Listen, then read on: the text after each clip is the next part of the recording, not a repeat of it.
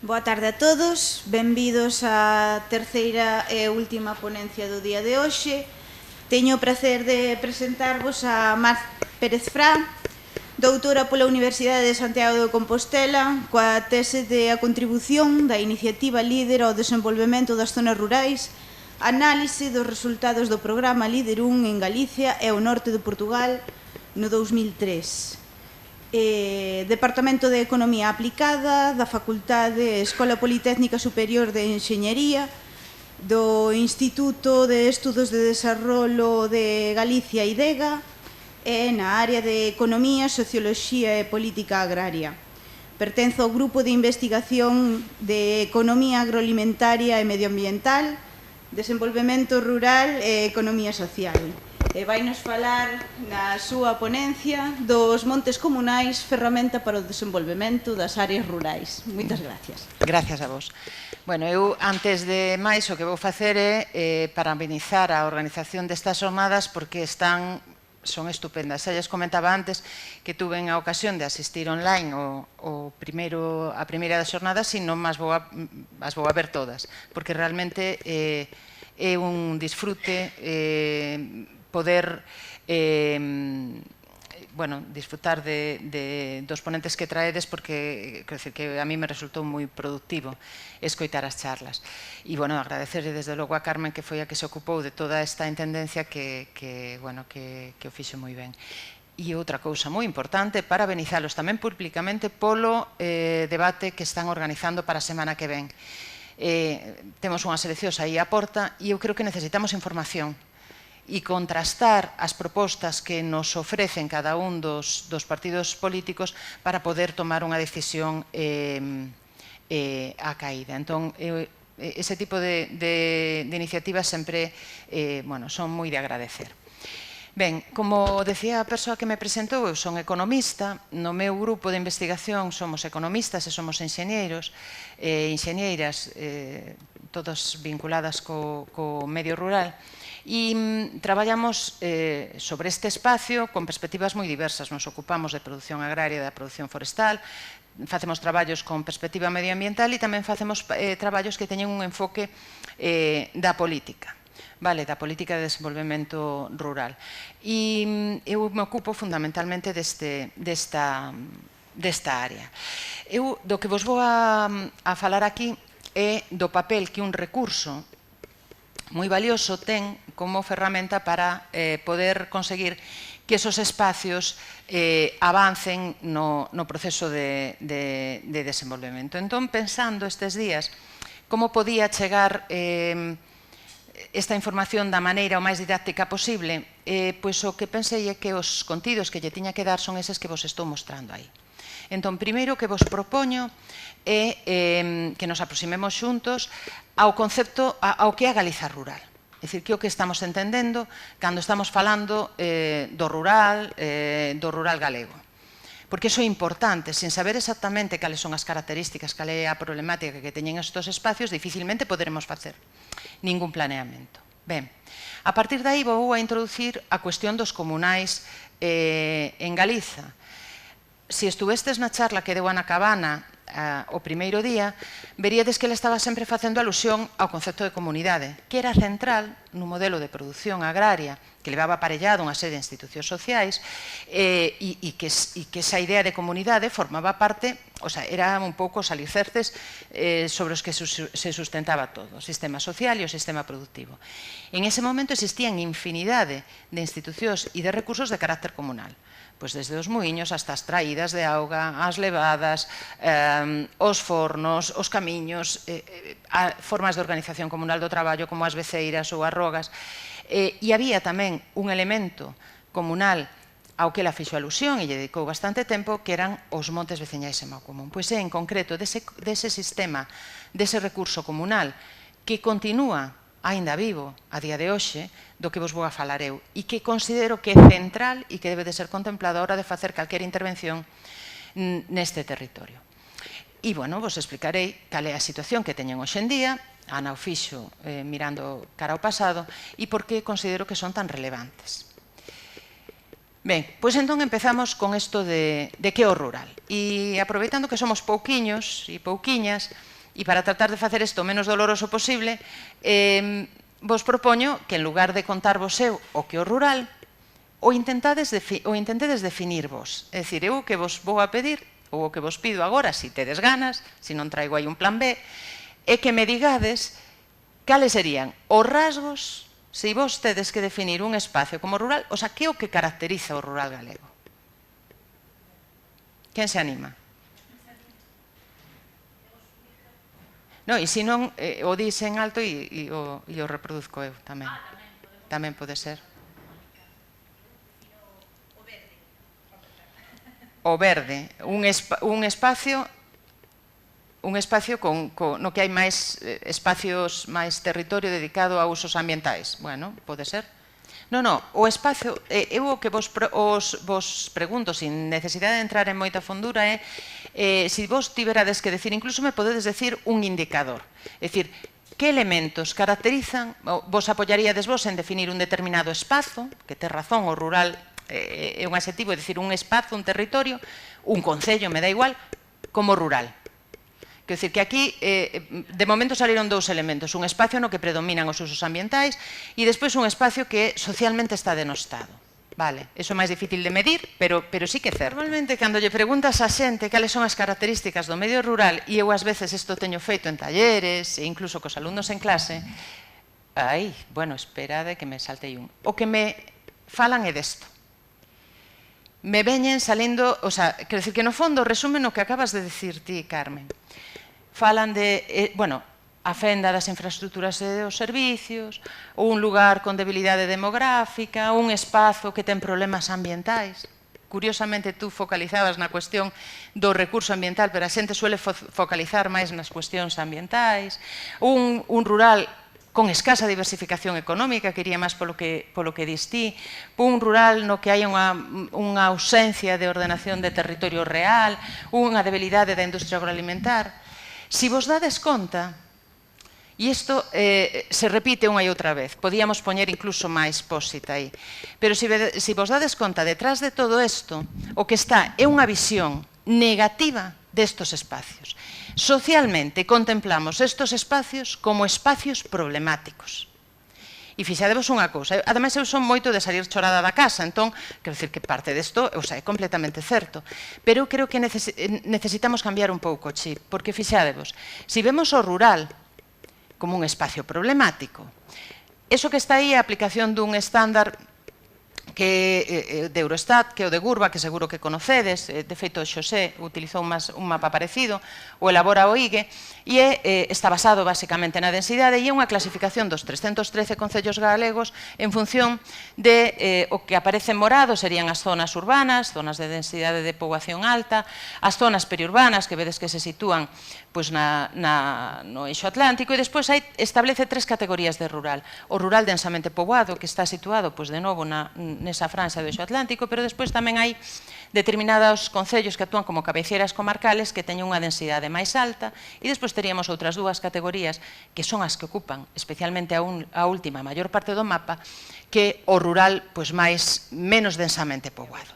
Que se realmente nos esforzamos e consideramos solo o rural como un espacio problemático, non é que teñamos un problema, é que o que temos é un problemón. Porque temos un problema, o sea, estamos tipificando de problemático o 81% do noso territorio. Eu non creo que temos que cambiar esta maneira de mirar para estes espacios. Despois, outra cosa que vos quería comentar, e sobre isto sigo, pero espera porque o saco, e así solucionamos o problema. Listo.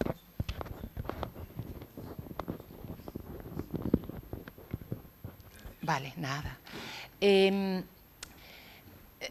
No imaginario tamén colectivo, moitas veces nos vemos ou nos ven como un espacio rural, e como decía, eu creo que foi Rubén o primeiro día, eso pasou a historia xa. É dicir, mirade, ese 81% do territorio solamente residimos un 26,2% dos galegos e as galegas. É dicir, que a evidencia está aí. O sea, somos un espacio, desde o punto de vista da población, completamente urbano. Vale? ou moi urbano. Entón, decía que necesitamos cambiar o paradigma para poder entender o que pasa no rural. Aquí foron salindo moitas cousas moi interesantes na anterior charla. Pero eu o que propoño é que cambiemos a mirada de ollar para estes espacios, que deixemos de velos como problemáticos e pasemos a velos como fontes unha enorme fonte de oportunidade, porque reflexionemos un pouquiño no que o rural nos pode ofrecer. E entón, fixen tamén hai unha pequena aproximación ao que o rural nos ofrece. Entón, e o dividín en dous grupos. O que o rural ofrece para aqueles que o habitan, ou debería de ofrecer, e entón hai un elemento moi claro: se queremos viabilizar esos espacios teñen que ofrecer oportunidades de emprego e de renta. Eu creo que nesto podemos estar máis ou menos todas e todos de acordo. Vale, senón non vamos a conseguir que a xente quede ali, ou incluso que poidamos conseguir novos poboadores, que é un elemento importante. Entón, eu creo que unha parte importante das políticas de desenvolvemento rural teñen que estar orientadas cara a ese fin. Pero tampouco non podemos esquecer algo que se comentou aquí xa, que o rural é moito máis que persoas que viven e traballan en ese espacio. Eu mesma son un exemplo deso. Vivo en un contexto rural, dese rural con baixa densidade de poboación, e me desplazo todos os días a traballar a Lugo. E como a min, hai un montón de persoas máis. Hai xente que utiliza o rural como un espacio de segunda residencia. E incluso, e eses son os que menos aparecen na literatura académica, hai xente que reside en un contexto urbano, pero que tamén traballa en espacios rurais. Ou non? Bueno, se nos facemos un planeamento mirando únicamente, ou facemos unhas propostas de políticas mirando únicamente para esas persoas que residen e traballan en esos espacios, igual nos estamos equivocando un pouco, porque non estamos entendendo estes espacios na súa complexidade. Entón, cuestión de que o medio rural sexa capaz de xenerar oportunidades laborales e de rentas, importantísimas.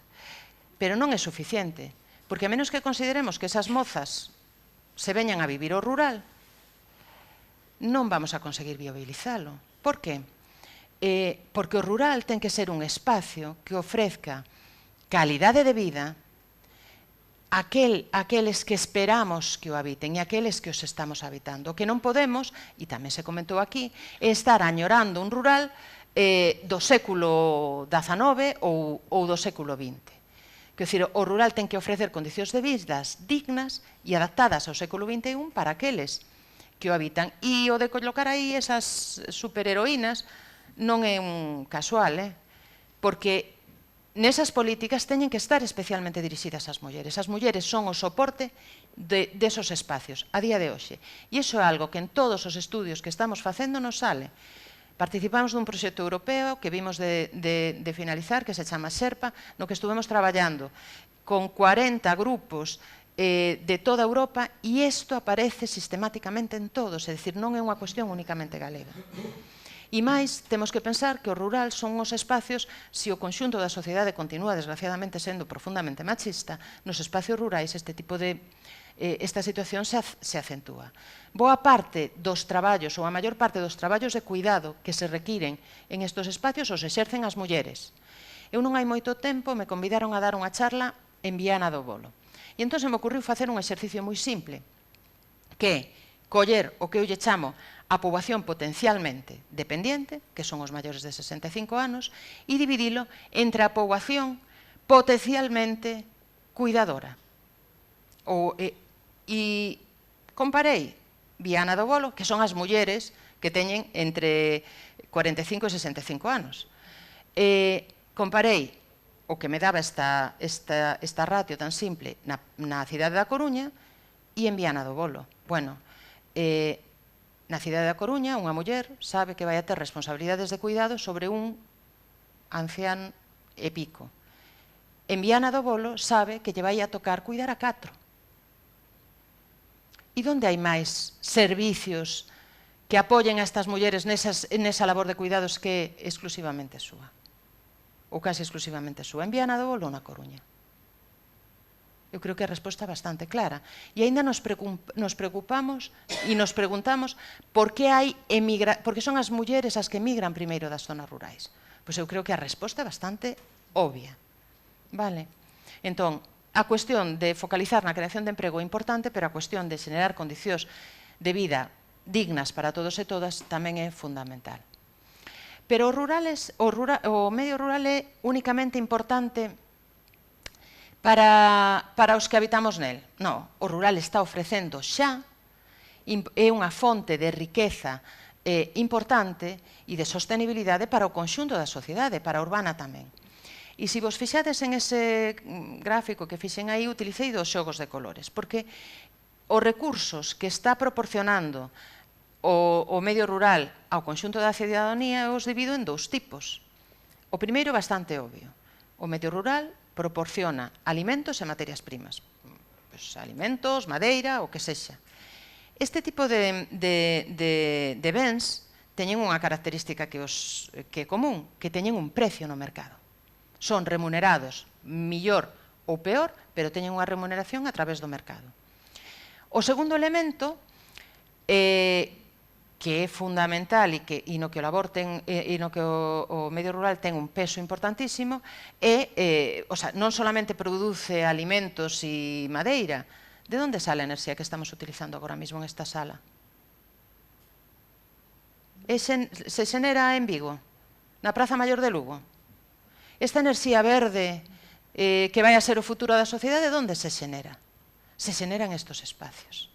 E aquí fago un matiz, para que o recordedes cando pasa a falar de propiedade comunal, que é un dos elementos que fai atractiva.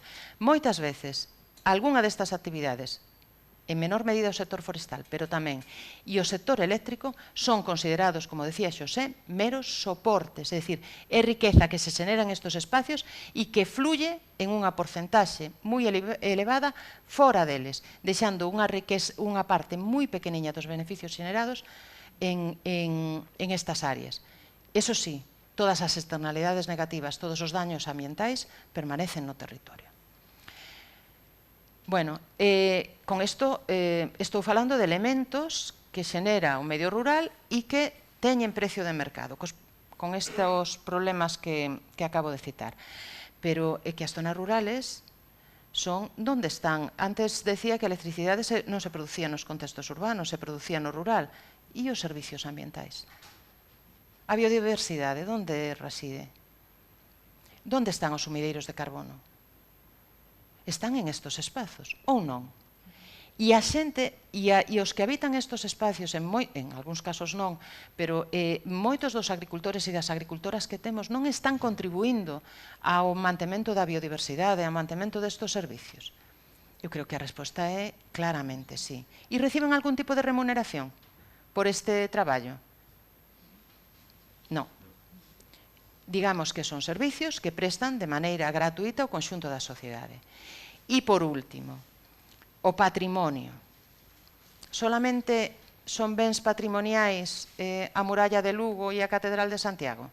Os valados de Pedra Seca, as pallozas dos Ancares non son elementos patrimoniais valiosos? Sobre quen recae o custo da conservación deste patrimonio? Sobre os seus propietarios. Vale?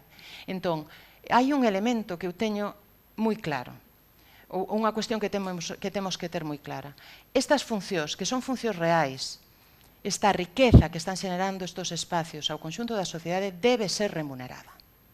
E eu, a única forma que coñezo de que sexa remunerada é a través da política pública, a través de transferencias que o conxunto da sociedade ten que facer aqueles que habitan estes espacios e que contribuyen a que se manteñan vivos.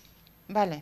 Esta precisión eu creo que é importante porque é central para min no que debe de ser o diseño da política e explica esa transferencia de rentas que eu creo que é imprescindible que ten que haber dos contextos urbanos cara aos contextos rurais.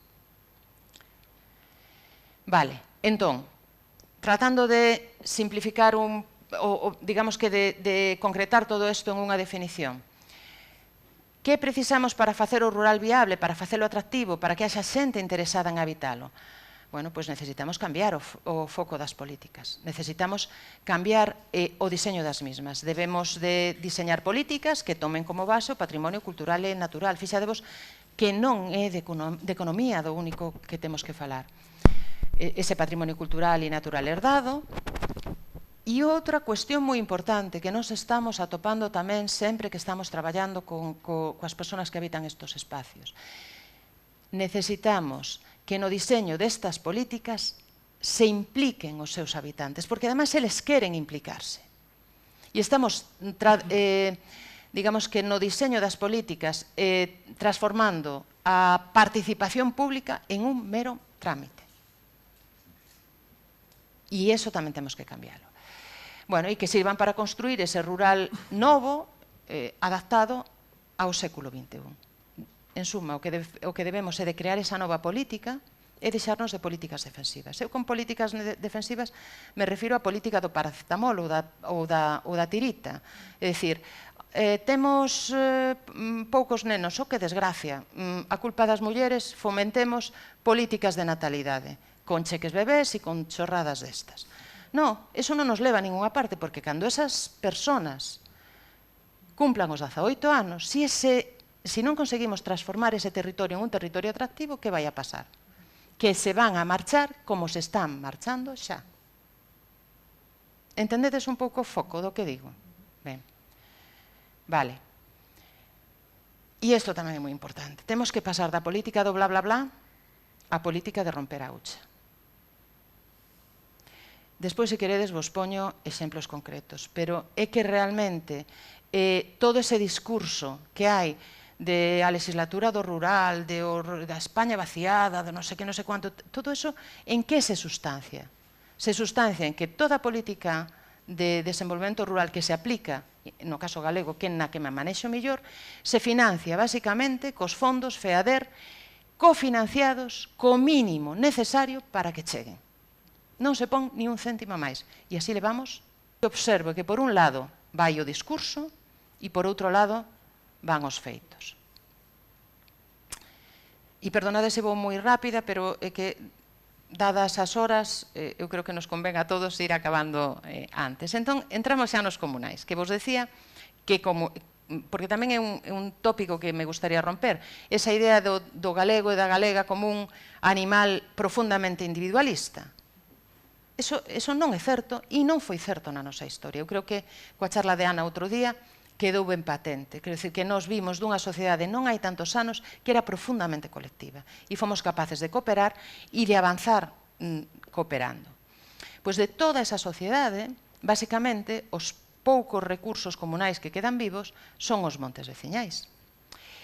E, para non liarme moito, decidín, Ana vos falou da lei do 68, eu vou facer referencia á lei que está vixente hoxe en día, que é a lei 13/1989 de Montes Veciñais e Mao Común, que foi un avance, porque realmente é o texto legal que devolve aos Montes Veciñais e Mao Común o seu ser.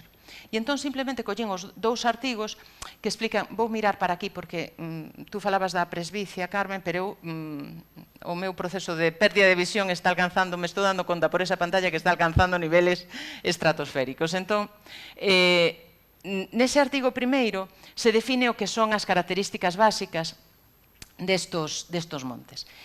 Os montes veciñais son montes veciñais en Mao Común e rexeránse por esta lei os que con independencia da súa orixen, das súas posibilidades productivas, importantísimo, vale? Non asociades monte con produción de madeira, con produción agrícola, é dicir, o monte é un espacio versátil.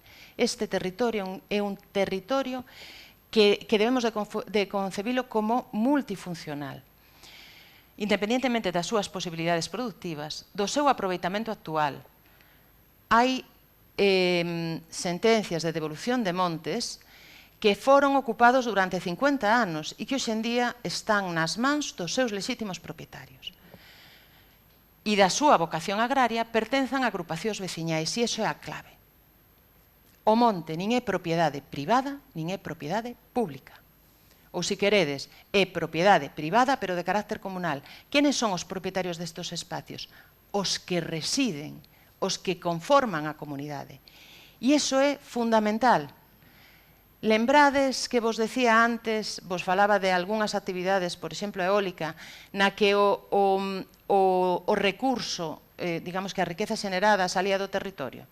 Bueno, é o mismo, ou, por exemplo, a produción de madeira, é o mismo que o propietario dunha plantación forestal que é moi pouco intensiva en traballo e, polo tanto, pode ter esa explotación forestal e residir perfectamente en Vigo, sexa unha persona individual, é dicir, unha persona que reside lonxe dese territorio, que sexa un membro desa comunidade, unha persona que reside en esa parroquia. Eu creo que claramente non. É dicir, desta maneira garantizamos que os poucos ou moitos ingresos que xenere esa actividade redunden no territorio. Vale. E artigo 2, os montes comunales son, digamos que teñen auténticos superpoderes, no sentido de que é a propiedade máis, digamos que máis segura ou máis inmutable que pode haber no noso Código Civil. Son indivisibles, son inalienables, son imprescriptibles. Son hoxe monte veciñal, seguirán sendo dentro de 40 anos e seguirán sendo dentro de 150 anos. Pase o que pase nesas superficies. E, por último, son tamén inembargables. Vale, entón, vos dades conta que é un tipo de propiedade moi especial. E, ademais, ten outra característica que a mí me gustaría destacar, que é un tipo de propiedade profundamente democrática e moderna. Quer dicir, como se toman as decisións ali? Se toman por consenso, en unha asamblea, precisa de acordos. Tamén é certo que, precisamente por eso, que teñen máis procesos conflictuosos. Pero eu creo profundamente na participación e nese sentido, na democracia nese sentido, me parece que é unha propiedade que teñen estas superficies absolutamente fantástica. Vale. Bueno, antes de poñervos isto, unha pregunta. Este tipo de propiedade, temos moitos montes. Estou vos falando dunha propiedade residual. Mais. A cuarta parte do territorio galego. Pero non me estou equivocando. Non estou dicindo a cuarta parte da superficie de monte. Non, estou dicindo que dos 29.000 km cuadrados que temos en Galiza, case a cuarta parte son montes veciñais en Maocomún. Entón, agora decídeme, realmente hai alguén serio, mínimamente serio, que poda plantexar unha política de desenvolvemento rural que non pivote e que non teña en consideración estas superficies? Falábamos antes de educación. Bueno, mirade este mapa. Este mapa é un mapa así moi burdo, pero o que fixemos aí foi coller a superficie municipal, o sea, a superficie de monte veciñal en Maocomún e dividila entre a superficie municipal. Fixadevos que é obvio que hai áreas, como o interior da provincia da Coruña, que teñen, e parte de Lugo, que teñen pouco monte veciñal. Pero é que temos territorio moito no que a superficie comunal é máis do 25%. Máis do 25%. Fixadevos, aquí collín algúns concellos dos que máis superficie teñen, ni siquiera os que máis. Lobio, 77,4% do seu territorio é monte veciñal en Maocomún. Pois eu vos aseguro que os nenos de Lobios van a salir da súa etapa de formación educativa sin saber, nin por aproximación, cales son as reglas de funcionamento desta propiedade. Estamos locos? Ou que? Tamén. Pero é que, eso vos aseguro, que vas por aí afora e lles contas isto, a mí me dá un poquito de pudor, decilo, porque que non te creen. Porque isto é unha locura. Pois esa é a realidade que temos. Nun país, se falou aquí do minifundio, no país do minifundio, da parcelación, isto é unha chorrada, porque é unha superficie media. Temos montes moito máis pequenos, pero temos montes de 3.000 hectáreas. Fixadevos o que vos estou dicindo. E agora comparades os dous mapas. Este mapa, que acabo de ver que non teño a fonte neste mapa, me parece que o saquei dunha publicación de Ana Cabana. Bueno, en calquer caso, o que mostra sería os montes xa na súa extensión. E comparade con este que vos poño o primeiro día. Fixadevos donde son abundantes os montes e fixadevos as zonas de despoboamento.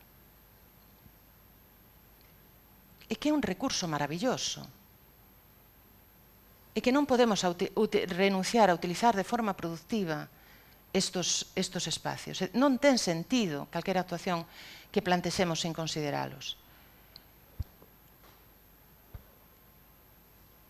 Hai anos vin en internet esta foto e dixen, esta foto é a metáfora perfecta dos montes veciñais. Por qué?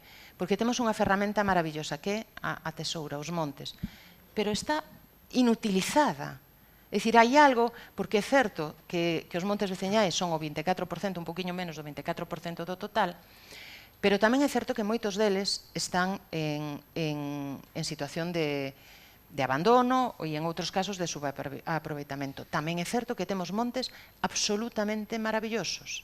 É dicir, montes multifuncionales, montes na zona de Pontevedra, por exemplo, temos montes que ahora mismo teñen contratadas durante todo o ano a 18 personas para o mantenimento do recurso e para, en este caso, a produción de madeira. Temos montes que están producindo, aquí moi cerca de Lugo temos un que está producindo cogumelos, ten porcos, xenera mel e xenera moitísimo madeira e moitísimo capital social, que despois falarei desto. Entón, que é o que pasa? Por que temos este recurso inutilizado? Bueno, pois, a mí me gustaría que mirarades un poquinho estas imágenes. A estas imágenes aludía Ana Cabana outro día. Os montes eran fundamentales para manter a lógica do sistema agrario. A través das estivadas, a través do toxo, que era a base da fertilidade da fertilidade das terras de labor. En outros lugares se producía carbón vegetal. Os montes eran, en realidade, o lugar no que se mantiñan a cabana de gando. Isto sería unha foto unha das últimas beceiras que tiñamos en Galicia. Pero debemos aspirar a isto como futuro destos espacios? Eu creo que non. Isto é o pasado. Isto non vai volver. E como decía antes Xosé, pois igual tampouco fai moita falta que volva esta forma de utilización do espacio. Igual podemos aprender desa agricultura orgánica, pero, desde logo, en esta forma non nos sirve. Entón, que temos que entender? Que a sociedade a que os montes foron devoltos, nese proceso que describía Ana tamén, e que aconteceu a partir dos anos 70, é moi diferente da sociedade que temos hoxe en día. Hoxe en día antes as comunidades eran comunidades moi homoxéneas, integradas fundamentalmente por agricultores e por gandeiros. Hoxe en día non é así. Hoxe en día o que temos nos espacios rurales é comunidades diversas, con intereses distintos. E iso temos que contemplalo de cara a tratar de procurar algún uso. Temos unha ruptura dos vellos usos agrarios e teñen que aparecer novos usos. O que necesitamos é reinventar estos espacios. E como podemos reinventar estos espacios? Bueno, isto é unha opinión e tamén igual é de formación profesional, pois por ser economista, pero eu creo que todo o producido nos montes, se queremos viabilizalos, debe de respostar a algún tipo de demanda social. Se non, mal vamos. Entón, desde o meu punto de vista, unha parte desos usos deben de ser remuneradas polo mercado. Hoxe en día temos montes que están producindo madeira, que son a base de explotacións gandeiras, que están producindo viño. Hai montes que hoxe en día os seus propietarios, a comunidade propietaria, recibe unha renda porque están instalados eólicos ou porque hai un polígono industrial. É dicir, que temos prácticamente infinidade de usos posibles. Pero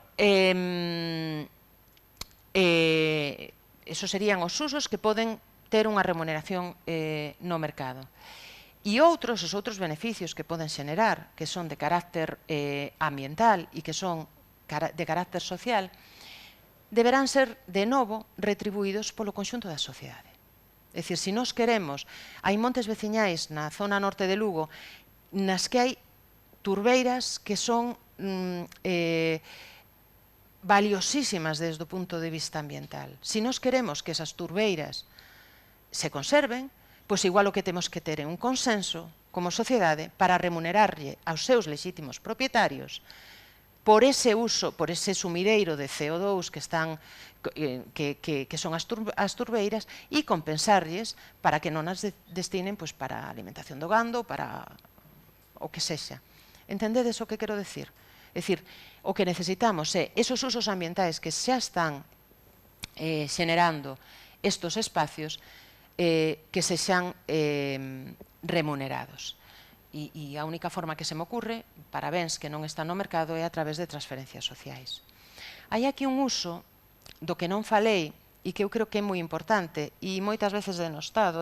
É algo que discuto moitas veces cos rapaces en clase, que para min os montes son auténticos xeneradores de capital social. Que me refiro con capital social?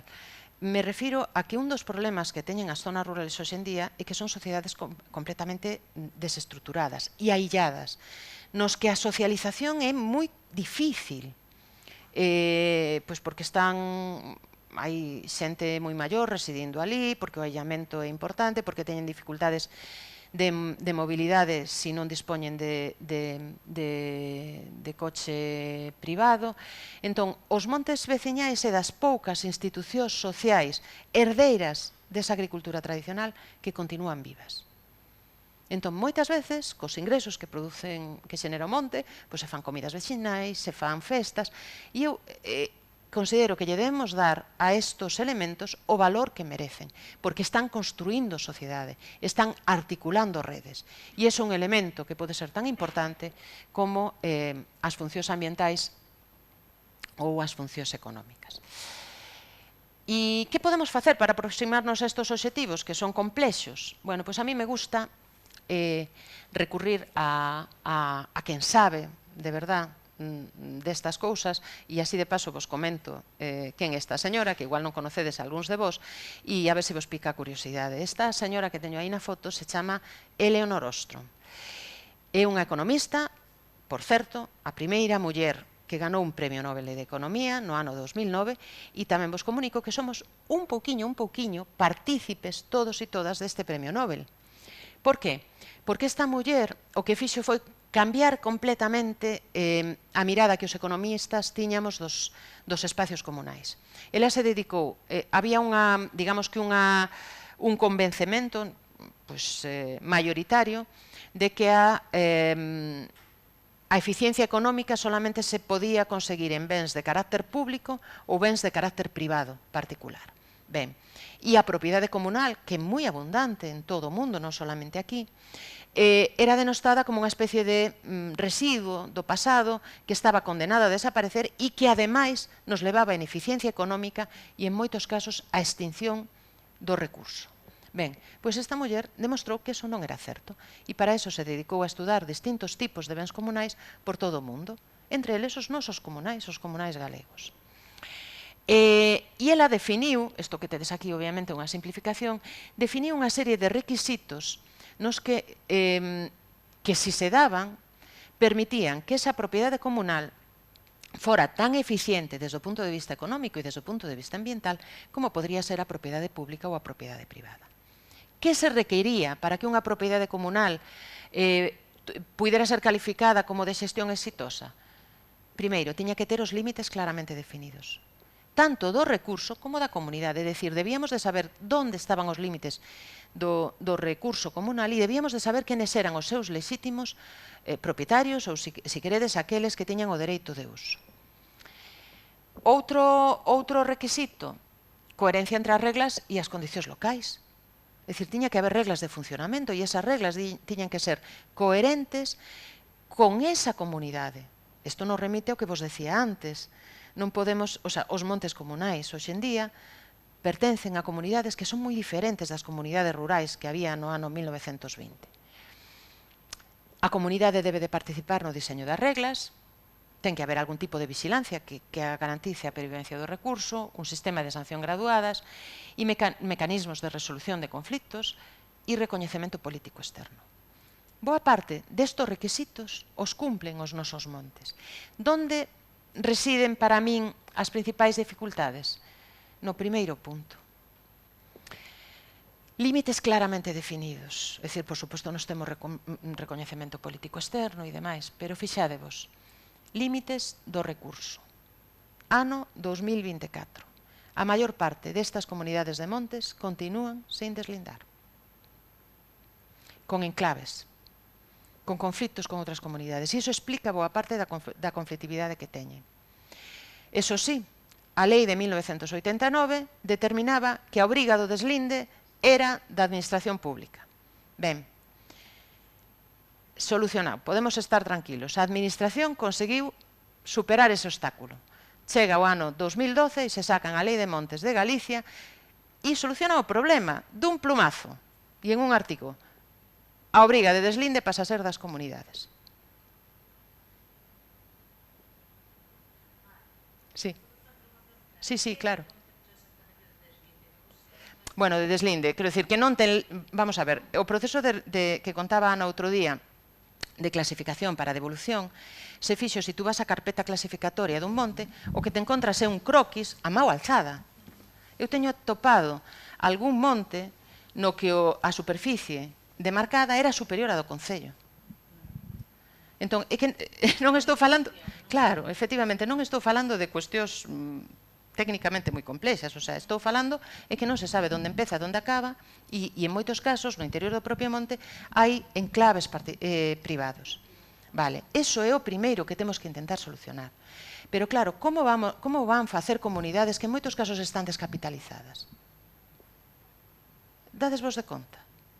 E con dificultades pois de vitalidade demográfica por parte dos seus propietarios. Entón, eso é o primeiro elemento no que temos que incidir. Tratar de, nun proceso no que uns perdan e outros ganen, e con certa flexibilidade, porque senón vamos a estar no conflito permanente, chegar a un consenso sobre cales son os límites dese recurso. E o segundo elemento é delimitar a comunidade. O sea, a lei é clara, quen ten a posibilidade, quen é o propietario, quen é comuneiro deste ben. Pero nos enfrentamos aí a desafíos moi importantes e un deles é o relevo xeneracional.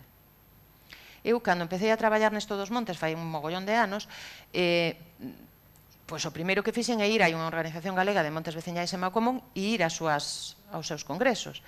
Entón, daquela era unha rapaza moi nova, entro pa dentro, me acordo que o primeiro que fun foi aquí na Diputación de Lugo, e dixen, mi madriña querida, a reunión do Inserso. Todos homes maiores de 65 anos. Está cambiando, Pero, por que creedes que os que representaban a comunidade eran homes maiores? Quen se atreve a dar unha explicación desto? Porque vivían allí. Pero tamén viven as mulleres e os novos. Digo que estou mirando quen está aquí e casi... Bueno, tamén, que conste que o nivel de envellecemento aquí é alto, pero é menor que nunha destes congresos. Mirade, o que hai é que mirar para atrás. Eso non lo explicaba moi ben Ana outro día. Para entender o que somos, temos que mirar de onde vimos. E na agricultura tradicional, na sociedade agraria tradicional, quen era, quen tiña a representación social da casa, que era moito máis que un lugar, un edificio? O home, pero non calquer home, o varón máis vello. E iso é algo que arrastramos a día de hoxe. Está cambiando. Outro día trouxemos a escola a falar a unha agrupación de montes da zona de Rianxo. Bueno, foi un gustazo, o sea, varias presidentas, todas elas novas e con titulación universitaria. Ben, pero, o sea, e ese é o camiño que temos que seguir, resolver ese relevo xeneracional. Que eu non digo que haxa que barrer a todos estes señores, que algúns deles, o sea, o que fixeron estas personas é para darles a medalla Castelao a todos eles, porque foron os artífices da recuperación dos montes. Pero necesitamos abrilo ás novas generacións. Dificilmente os meus fillos, o van a conseguir se na escola non lles contan o que é isto. Sí, perdona, Carmen. Como se produce o... É que descoñezo moitísimo desto, estou curiosísima. Como se produce os procedimentos de herdanza con respecto a... Que non se herdan. É que como vai isto? É que tú te vas... Mira, vouche dar unha boa noticia. Tú te vas a vivir agora a unha parroquia de Cervantes, por exemplo, e pode ser inmediatamente copropietaria de 600 hectáreas. O único Sí. que necesitas é residir. E no momento en que te vayas, perdes, por eso é tan maravillosa esta propiedade, dades vos de conta. No momento en que te vayas, perdes o dereito de propiedade. O sea, que non é unha cuestión de familia. Non, É unha non, cuestión non, non. de ser unha persoa empadronada. A ver, un matiz aquí, por si alguén se lía. Temos dous tipos de montes distintos, e precisamente na provincia de Lugo, unha cousa son os montes de varas, nos que sí que iría ligado, non a familia, porque aquí non falamos de familias, falamos de casas. A casa de tal. Hai un dito galego que dice que é millor desfacer a familia que a casa. E ten moito sustento cultural eso. Entón, cada casa ten dereito a unha determinada parte do monte. Os montes veciñais é outra cousa. Non hai cuotas. Todos os que residen na parroquia, nos estatutos da comunidade determina si pode establecer un mínimo de meses que ten que residir, pero pasarías inmediatamente a ser copropietario, comuneiro ou comuneira. Vale? Hai unha figura moi parecida, idéntica, no norte de Portugal, que son os baldíos. Fixadevos que no caso de Portugal, eles non falan de comuneiros, falan de compartes. Os baldíos están recollidos na propia Constitución portuguesa. Vale? E chegados a este punto, perdín o fío. Que estaba dicindo? Relevo xeneracional. E unido a eso, a incorporación de mulleres. E temos que incrementar a participación.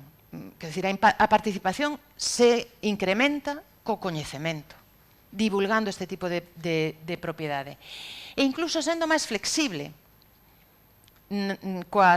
porque nos enfrentamos en moitas zonas a un desafío moi importante, porque hai comunidades, podía volver a poñer o mapa para atrás, pero fixadevos en toda a montaña de Lugo ou de Ourense, ali estamos falando de comunidades moi embellecidas, donde é moi fácil encontrarte con que non hai ningún menor de 70 anos en todo lugar ou parroquia. Vale, como vamos a facer eso? Bueno, pois igual temos que ser flexibles e permitir que os fillos destas persoas ou aqueles que veñen a pasar 6 meses ao ano en este territorio que participen do que é a xestión dos montes. Entón, o que temos é un desafío moi grande, temos que volver a repensalos, temos que adaptar esas normas e incluso a lei de 1969 a unha nova realidade para que poida ser efectivo e poidamos realmente avanzar nun uso productivo destas superficies. Cando digo productivo, non me refiro únicamente ao uso económico. Outra cuestión importante, precisamente pola dimensión que teñen os montes veciñais, son idóneos para os usos ambientais. Vale, e precisamente a súa condición de indivisibilidade, de imprescriptibilidade, os fai idóneos para a conservación ambiental. Entón, eu o que aspiro é a ter un territorio no que sexamos capaces de compatibilizar dunha maneira racional os usos económicos e os usos ambientais. E neso, no que considero que debemos avanzar e nos montes veciñais tamén. Entón, que podemos facer? Pois o que acabo de decir, adaptar os novos usos ás exigencias da sociedade, recoñecer o papel multifuncional destas superficies, realizar unha adecuada ordenación de usos, é dicir, é que o tema destas jornadas é que é fundamental. É que temos que decidir que facer co territorio, cos montes e co resto. Incrementar o nivel de consciencia da sociedade e dos propietarios, e todo isto non se pode facer sin o apoio da administración. É dicir, a administración se ten que implicar aquí. Porque senón vamos a continuar outros 40 anos, do 89 a aquí cantos van, pois casi por aí. Vamos a continuar igual, porque ademais, esa colección de montes que temos, algún deles ademais se destaca polo seu cuidado patrimonial. Mira, eu vos recomendo que si vades algo polo Barbanza, vallades a ver, hai unha comunidade aí, que é a comunidade de Baroña, que vos digo, o sea, que eso é un exemplo de compatibilización de usos productivos, ambientais e culturais. O sea, conseguiron conservar os seus petroglifos, que hai moitísimos, e non solamente os conservaron, e que están orgullosos deles, e os enseñan, e os protexen. E todo iso que é un proceso no que esa comunidade se empoderou e se fixo propietaria consciente deste recurso, que engloba valores económicos, valores ambientais e valores culturais. E iso se pode conseguir de maneira, a cuentagotas, coa iniciativa privada, cos propios comuneiros, e o están facendo, pero podemos acelerar este proceso se conseguimos que a Administración dunha vez se faga consciente do seu papel. E remato con, como boa galega que son, con unha pregunta, esta miña última transparencia, porque aquí estou propoñendo unha serie de actuacións ou de solucións xenéricas, pero realmente a min o que me preocupa e para o que non teño unha resposta é que o que vamos a facer con todos eses montes que están situados en determinados lugares da montaña de Lugo, de Ourense, no que non existe comunidade. En esas 3.000 e pico aldeas abandonadas, que non todas teñen montes, pero unha parte importante sí, e que o que temos é un recurso moi valioso e que non ten ningún tipo de propietario nin xestor. E ese, quero dicir, o de atrás tamén eran desafíos importantes, pero este é dos gordos. Aquí sí que non teño ningunha proposta nin resposta que dar. E xa está, espero ter, digamos que, xenerado un pouco de curiosidade entre aqueles que non conocían este recurso. E estou a vosa disposición para o que queirades preguntar.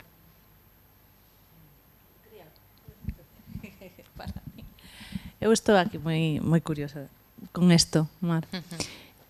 Hai unha cousa que comentabas sobre o tema dos usos que poden ter. Comentaches que podería haber parques eólicos e incluso polígonos industriais. Podería non, hai. Hai, bueno, sí, corrixo. Polígonos industriais. Entón, quizáis ignorancia, lóxicamente, pero quizáis eu tiña unha imaxe como de unha morfología determinada e vexo que non ten nada que ver. Entón, o que non sei é como é a xestión destes montes, quero dicir, como se compatibiliza con todo isto que temos falado nas anteriores relatorios, é como se fose unha burbulla, é a sensación que teño, non? De xestión ou como vai? No, vamos a ver, o único que varía é a cuestión da propiedade, pero hai montes que teñen un uso forestal moi claro, hai montes que teñen un uso agrario e hai montes que, en concreto, o que conozco, o do polígono industrial, hai varios, hai un no Porriño, me parece, en Porriño, quero dicir que hai, por exemplo, un caso moi famoso e moi conocido, que ademais ven moi o caso de que vos dedes conta do absolutamente segura que este tipo de propiedade, é o caso de Figueirido, do monte de Figueirido e o que está ao lado, que todos sabedes o que é Abrilat. Quero dicir que é unha instalación militar, non sei o que exactamente, un sitio destes de militares con instalacións e tal, que na época de Franco, isto contaba moi ben Ana, e houve un proceso de usurpación. Entón, montaron ali eso, non me salía a palabra, unha base militar. Esa base militar contou coa posición franca dos veciños e estuveron como 30 ou 40 anos de conflitos permanentes. Chegou un momento, desde que xa estuvo a lei, desde que esta comunidade dixo, porque digamos que o que roubaran Abrilat aos propietarios era unha parte maior da que estaban utilizando. Deciden ampliar hasta esa zona e a comunidade se plante e dice, no, hasta aquí, meu rei. E foron os xulgados. E ganaron. E hoxe en día esos terreos construídos son propiedade da Comunidade de Montes e o Ministerio de Defensa lle está pagando unha renta. É dicir, non o concibas con... É un tipo de propiedade máis. E pode ter usos moi diversos. Por exemplo, os parques eólicos, que agora é unha cousa que está moi na actualidade e tal. Eles teñen capacidade de decisión sobre a instalación dos parques eólicos? Vamos a ver, teñen a mesma capacidade que ten un propietario privado particular. É dicir, poden ser expropiados. Se hai unha declaración de utilidade pública, pode ser expropiado. Pero hai un matiz. Que? Non pode. Sí, poden ser... Claro. Pero mira, O suelo sí, é que hai... No, sí que hai, Sí. Sí, home, pero mira, por exemplo, unha en Estradas, en... No, é que incluso, por exemplo, hai unha polémica aberta que non, a verdad que non seguín ese tema, en Cabral, en Vigo, que querían expropiar para un centro comercial. Se hai unha declaración de utilidade pública, non hai... Hai o que se chama declaración de prevalencia. Claro. Se expropia incluso por uso Sí. urbanístico. No, pois podes estar seguro que o hai. Non conozco ningún parque eólico instalado sobre un monte vecinal en Mancomún que expropiara. Vale, eso pode ser. Eso pode ser, entre outras razóns, claro, pero non, eu o que non digo é que non, o sea, é posible. Pode ser que durante moito tempo, igual que hai canteiras que están instaladas en montes veciñais en Maucomún, pero cal é a circunstancia? Precisamente como os seus propietarios non eran conscientes, houve un proceso de negociación. Si tú consigues pagar un precio menor do que che supondría esa expropiación, pois actúas por aí. Hai aquí unha... Depende. Sí. Claro, por compra. Mira, contovos un caso que non sei se hai aquí unha persona que fixo ese traballo de campo conmigo, dun caso dun monte en Caurel, no que traballáramos hai anos, para que vos dedes conta do nivel de consciencia dos propietarios, que había colocado unha canteira. E entón, estábamos entrevistando ao presidente da comunidade e tal, e entón nos di, bueno, sí, temos unha canteira, e bueno, e canto, en este caso non era unha cesión, e canto vos pagan? Eu creo que non o fan, que bueno, que a eso ainda lle sacamos algo de rentabilidade, cada vez que hai que lo usara, houve que lo usara a Igrexa, e pagaron eles. Ese é o nivel de consciencia que teñen, eso está cambiando, e agora as comunidades de montes sí que negocian, igual que os particulares, teñen unha maior forza de negociación frente ás eólicas, pero desde logo continúa sendo moi pequena. Pero o que me interesa que vos fixedes é que a situación non é a mesma, porque non é o mesmo que eu son propietaria de un terreno e colocan e o cedo, da igual, o cedo, mo expropian, o que seña, e recibo unha renta, que esa renta quede no territorio. Dades vos de conta? Quer dicir, esos recursos, se a comunidade negocia ben... Entendo o que está dicindo, é dicir... Sí. Dice, esa renta que quede no territorio, Claro. a renta, é dicir, a renta que lle pagan ao monte vecinal en mano común, pois tena que usar de acordo coas normas dos montes vecinales en mano común e tena que dedicar a eses bienes sociales que ao final, a esas actuacións sociales que ao final é a obligación deles. É dicir, eles non poden repartir o diñeiro. No, vamos a ver. O que di a Lei de Montes de 2012 é que hai a obligación de reinvertir o 40% do ingreso, que xa é bastante. O resto a comunidade pode dispoñer del como quera. Hai comunidades que fan reparto de ingresos, de beneficios, o cual, desde o meu punto de vista, é un craso error. Hai outras que o que fan é mellorar infraestructuras, outras o que fan é contratar. Hai unha comunidade, por exemplo, no sur de Vigo, que o que fai é dotar de bolsas aos rapaces e rapazas da parroquia que van a estudiar fora. Quer dizer que a casuística é moi variada, como variados son os montes. Estamos falando de un pouquiño menos de 3.000 comunidades. Entón, te podes encontrar con casos para todos.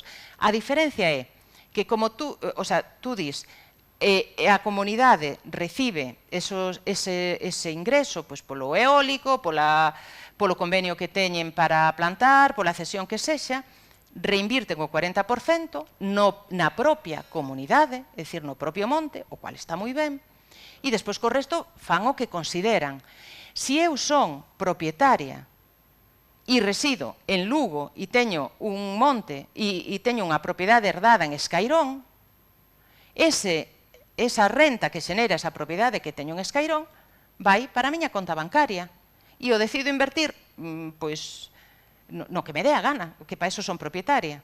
Pero non en que redunda, desa cantidade de diñeiro que eu estou recibindo por ese uso do territorio, que é o que queda en ese espacio. Porque además fixadevos unha cousa, que eu non sei que ás veces non somos moi conscientes desto. Si nos dividimos o número de titulares catastrales de fincas rústicas entre o número de habitantes, nos encontramos con que hai unha importante parte dos concellos, casi todos os que están pintados en casi todos os rurales, no que o número de titulares de fincas rústicas duplica, triplica e multiplica por 6 o número de habitantes. Dadesvos de conta do que significa eso. Nun concello no que hai 5 veces máis titulares catastrais de fincas rústicas que habitantes, quen é o que vai a tomar a decisión sobre a que uso, a que dedico o terreo? Pero ese non é o caso dos montes vecinais en Mancomún. Claro que non, por eso, pois eso precisamente o que estou dicindo, que os montes veciñais permítenos soslayar ese problema. O beneficio queda no rural, igual que quedan as externalidades. Respecto a eso, entonces, non teño ninguna duda, porque é así, efectivamente. Claro, non estaba entendendo. Sí. Sí. Aparte de los baldíos del norte de Portugal, ¿hay en otras regiones de España este mismo tipo de propiedad? Vamos a ver, nos montes te refires? Sí, sí, claro. Como a nosa non, porque o que sí que hai é o que é outro tipo, e de feito está recollida na Lei de Montes española. Tes montes de uso veciñal, pero que maioritariamente son de titularidade municipal, aínda que o dereito de uso é dos veciños. En algúns casos pagan unha pequena renta ao concello e en outros non. E despois hai outro tipo de propiedade comunal moi especial que se limita, que eu saiba, a provincia de Soria, que son os montes de herdeiros, que esos, bueno, veñen, sabedes, no proceso de desamortización, moitos destos bens comunais saliron a subasta pública. Pois houve o caso de algunhas comunidades que polas razóns que sexan tiñan maior disponibilidade de recursos e entón acudiron á subasta e se fixeron propietarias dos montes. Que pasa? Que pasaron xeneracións, entón te encontrabas con unha extensión que tivo esa orixe, pero quen son os propietarios? Vos dades conta? Son os fillos daqueles que compraron. Entón, estos propietarios, estas comunidades, fixeron todo un traballo que a verdad é impresionante, de localizar a todos os herdeiros, pero en algúns casos hasta 5 ou 6 xeneracións. E hoxe en día están actuando de maneira colectiva sobre esas propiedades. Pero con ese matiz, é dicir, de propiedade privada, colectiva, é dicir, sin intervención, o sea, que non é de titularidade pública, solamente existe na Península Ibérica, en Galicia, no norte de Portugal, e agora se están empezando a clasificar montes en Asturias, na parte que linda con Galicia. De feito, teñen xa legislación para facelo. Outra cousa, a orixe histórica deste tipo de propiedade? Que aí se fala de que é propiedade xermánica. No, eso que me contaron a min, pero me decía Manolo Marí que eso son lendas urbanas. Eu non, eso terías yo que preguntar a Ana Cabana, porque eu non sei exactamente cal é a orixe histórica deste. Desde logo, está recollido o seu uso aquí e en todas partes, porque que os bens comunais era un recurso básico en este tipo de sociedades campesinas. Está recollido desde sempre. Na Inglaterra preindustrial, por exemplo. Absolutamente. O que pasa é que ali o fixeron moi rapidamente. Se apropiou a administración delos, vendeu, e converteu a toda a xente que traballaba no campo en un auténtico proletariado agrícola. Claro. E última pregunta, ten algunha correspondencia bionívoca coas parroquias ou pode haber montes que pertenzan a dúas parroquias? Vamos a ver, que pertenzan a dúas parroquias non conozco ningún caso, pero pode ser. Pero que sí que, dependendo da zona de Galicia, hai montes que pertencen a parroquias e hai montes que pertencen a lugares, que igual esa diferencia aquí que ven por aí, porque Penedo pertence a dúas parroquias ou a dous lugares? A dúas parroquias, bueno. Vale. Desde logo, eso non é o caso máis frecuente. O que sí que é máis frecuente é que a xestión non sexa para unha única parroquia, sino que dentro dunha parroquia te encontres con que o núcleo A e o núcleo B, o lugar A e o lugar B, teña o seu monte. E outro, eso depende moito da zona na que te movas. Non hai unha correspondencia entre parroquia e monte? Non. En algún lugar sí, pero non... Non. Sí que hai unha Os límites dos montes vecinales coinciden con límites de parroquia ou límites de lugar. No, pero o que falamos era, eu entendo que tú preguntabas pola condición de comuneiro. É dicir, os montes, hai lugares de Galicia onde a correspondencia polo xeneral monte corresponde con parroquia e hai lugares de Galicia onde esa correspondencia se vai por lugar ou barrio, como lle queiras chamar. De tal xeito que dentro dunha mesma parroquia hai varios montes. O lugar A, B e C ten o monte de tanto, o lugar D e E ten o monte de tal. Vale? É dicir, existe moitísima variabilidade como existían distintos usos do territorio. Vale?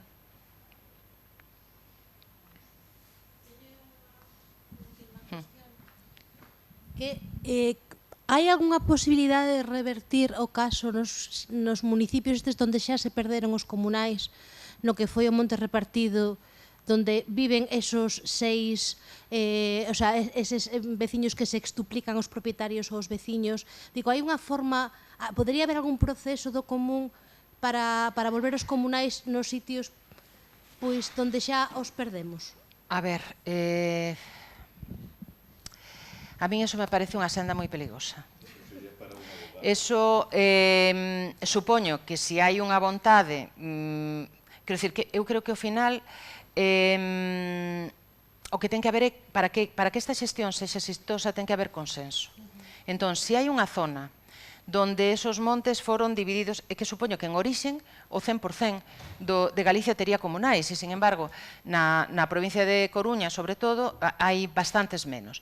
Eu teño preguntado a moitos compañeiros de historia moderna a ver se hai un único factor explicativo que diga por que aquí e aquí, e non. Eu non atopei unha explicación clara, a pesar de ter preguntado e lido moito. Digamos que a hipótese que se plantexa como máis que ten máis visos de ser certa é que nesas zonas había unha maior presencia de montes de varas, e esos son facilmente dividibles, que de feito a legislación o permite, e hoxe en día hai montes de varas que se están dividindo. É vontade da comunidade. Non quere xestionar de maneira colectiva. Hai cuotas asignadas, bueno, pois o igual o máis fácil, en lugar de estar peleándose permanentemente, é dividir. Que en comunidades, en parroquias, lugares, como que irades, como sexa, que levan décadas e décadas con uso individual das parcelas, que ademais teñen documentos que eu creo que eso é unha tarea que o único que nos vai a xenerar é frustración e que non nos levaría a ningún resultado positivo. A mí me parece bastante máis interesante concentrar os esforzos naqueles que xa foron clasificados, porque nas zonas onde non se clasificaron, pois sé que seguramente a comunidade non tiña interese por tal cousa. Entón, quero dicir que eu son moito de mirar para adiante. De non existir unhas políticas públicas de usos do terreo monte, e que ao final é o que boamente fai cada propietario, e acaba sendo tamén un uso do territorio completamente desorganizado, e incluso moitas veces hasta a mala intención. Claro, o que pasa é que esa ferramenta xa está, sin ir a un proceso tan complexo. Quero dicir que hoxe en día hai instrumentos legais que permiten facer unha xestión, claro, son moi complexos. Primeiro houve as USFOR, despois as SOFOR, e non conseguimos avanzar por aí. Bueno, pois igual é que non estamos empeñados en avanzar por aí. E hai que facer hai que simplificar ese proceso, que eu non digo que sexa fácil, ou hai que facer un apoio máis decidido a apostar por ese tipo de mecanismos. Pero, en calquer caso, me parecen máis sinxelos que tratar de revertir propiedade privada particular en propiedade comunal, porque eso, eu creo que, bueno, igual me equivoco, pero está bastante abocada ao fracaso, salvo en lugares moi puntuais. Eu creo que facías preguntas justamente porque non hai un recoñecemento desta ferramenta que ti reclamas sobre os montes comunais e os montes veciñais de Mancomún. Entendo que pode haber un futuro mellor para eles por todo isto do relevo xeneracional e demais. Entón, collo o testigo de Marta, no que plantexa en determinados sitios onde se perderon, cando unha ferramenta como esta poda ser, teña unha utilidade manifesta que mellore as condicións da poboación do rural e demais, supoño que tamén pode ser un elemento atractivo para poder pensar nesta posibilidade de recuperar aqueles, non? Claro, é que... Quero dicir que a xente non é tonta, se resulta que unha comunidade vive mellor porque ten un sistema como un monte veciñal de Mancomún, supoño que se pode plantexar, porque eu creo que Marta está un pouco a pensar estas parroquias, estas aldeas onde os propietarios xa non viven, hai 6 herdeiros e demais, e que aquilo está completamente perdido, non? Claro. A min os montes comunais me parecen fascinantes, ademais, porque, fixadevos, nós traballamos no grupo moito con explotacións agrarias. E entón, temos que dar resposta a un desafío tremendo, que temos máis ou menos en torno a 42.000 explotacións profesionais, a día de hoxe activas, e non recordo non me fagades moito caso na porcentaxe que vos vou a decir agora, pois porque hai unha temporadiña que non estou mexendo con esos números, pero desde logo máis do 50% destas o seu titular ten máis de 50 anos. Claro, eso nos enfrenta a un desafío, que é o desafío do reemplazo. Tradicionalmente, as explotacións aquí, afortunadamente para nós, son de base familiar, pero que non é posible xa un reemplazo desas explotacións por vía familiar, porque moitas delas non teñen sucesión. Entón, que posibilidades temos para seguir utilizando de maneira productiva a terra agraria? Que eu creo que de eso non falamos aquí, pero eso sí que non podemos renunciar. Xa temos un 20 moi pouco % de sao, non podemos perder unha hectárea máis. Entón, como vamos a facer para recuperar? Necesitamos explotacións, necesitamos que se manteñan. E se a base do relevo vía familiar non podemos facelo, a min só se me ocurre unha vía, que son os novos entrantes. E un dos problemas para a xente moza e non tan moza que quere exercer actividade agraria é o acceso á terra, que de feito o acceso á terra é un dos limitantes da rentabilidade das explotacións e da renta agraria que están xenerando. Ben, mirade para estos territorios. É que é unha maneira sinxela de poder acceder á terra. Entón, igual o que temos é que buscar algún tipo de conexión entre estes novos entrantes, porque igual resulta que sí que pode ser atractivo para moitas persoas que queren vir ao rural, que queren xenerar un proxecto de vida no rural, o feito de dicirlle, vale, pois mira, aquí tes esta superficie que podrías ter acceso. Igual podría ser un proxecto no que pensáramos no futuro. Do mesmo xeito que estamos pensando, que eu creo que é moi necesario, en xenerar unha especie de banco de explotacións que facilite ese traspaso, pois igual podíamos mirar para este territorio da mesma maneira.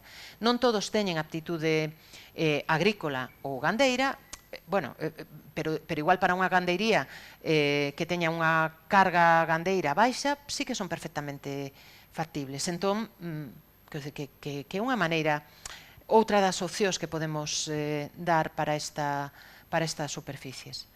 Pero para iso a xente ten que saber que existen.